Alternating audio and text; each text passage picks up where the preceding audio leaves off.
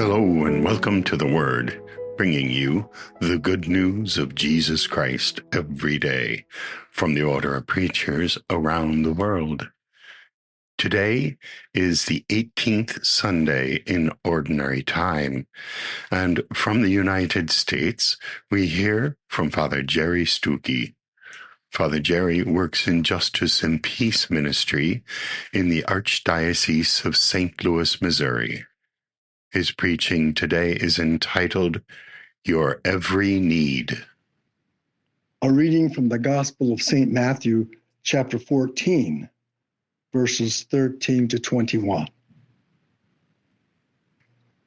When Jesus heard of the death of John the Baptist, he withdrew in a boat to a deserted place by himself. The crowds heard of this and followed him on foot from their towns. When he disembarked and saw the vast crowd, his heart was moved with pity for them, and he cured their sick.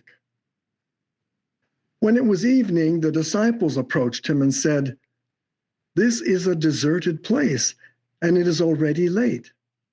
Dismiss the crowds so that they can go to the villages and buy food for themselves." Jesus said to them, "There is no need for them to go away. Give them some food yourselves." But they said to him, 5 loaves and 2 fish are all we have here."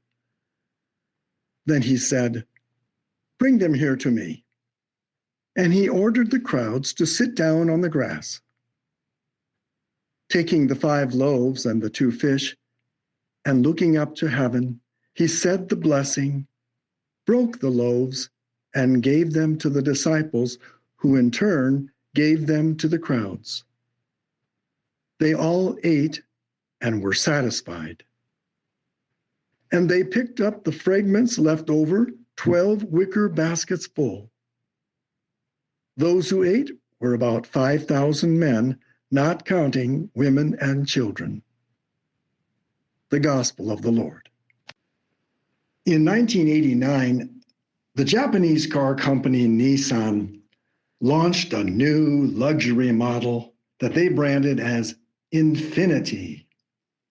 Infiniti with the letter I at the end instead of a Y, so 4 I's. The Infiniti car, which you may have seen since it's sold around the world, was marketed as a vehicle, quote, built on a promise to put you first, always looking ahead, trying to anticipate your every need, not just on the road, but in life. Wow, that's a big order to fill, anticipating my every need in life, huh? Today's scripture readings all raise this question of our every need, our hungers and thirst, our insatiable desires, our longings in life. The first reading from the prophet Isaiah tells us to come to the Lord if you are thirsty and hungry, not to waste your money on things that fail to satisfy. He says we should listen to the Lord if we really want to have life. That's easier said than done, of course. I mean, when you're really hungry, there's nothing like food. It has been a very hot summer here and in many parts of the world, so there's nothing like a nice cold drink to quench your thirst, no? What are these hungers and thirsts that we have? Today's Psalm 145 sings, "The hand of the Lord feeds us. He answers all our needs." Well, Nissan tells us that the Infiniti car will answer all our needs.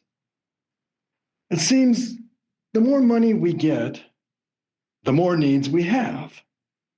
And so the more money we need for these increased needs we have. And on and on. It's a vicious circle of hungers and desires. Oh, this insatiable life of ours. At some point, we might realize that all these needs, these things, these wants, they can separate us from God.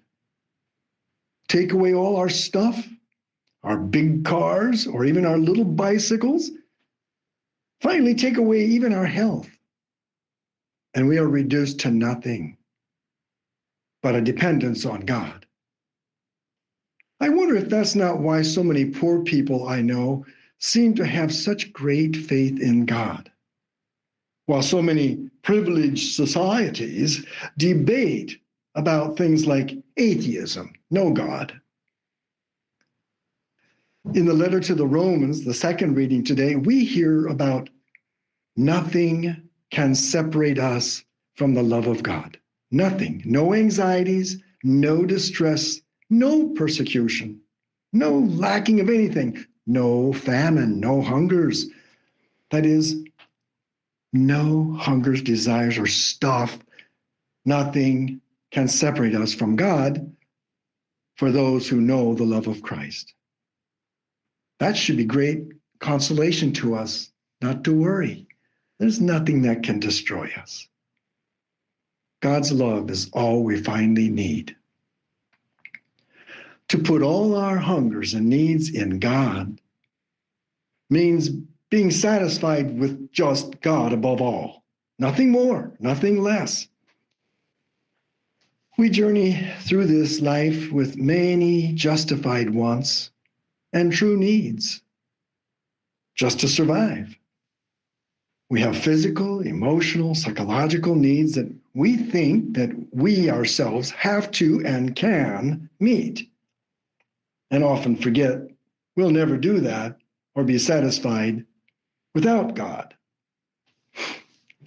In today's Gospel of Matthew, Jesus himself had a personal need. He was devastated by the death of his friend and cousin John the Baptist, and he needed to be alone, to a deserted place. Yet, as he takes off in a boat, he ends up across the lake in a deserted place with crowds of people in need and hungry. He heals them and feeds them. So compassionately, he feeds them with a Eucharistic way of taking the loaves and the fishes, sending them out through the disciples to feed more than 5,000 who ate and were satisfied. These days, I think about my brother Tom. My younger brother is dying of cancer. And all of a sudden, he and all of us realize there's nothing more important in life. There's nothing that we need. Of course, we wish he would be cured, but life, the greatest gift, and the relationships, the love of God and his great faith in God is what lasts in the end. As many companies and products and advertisements say, like Nissan, they think it's Infiniti car. Infiniti car will make our infinite needs and satisfy us. But more truly, only our infinite God will.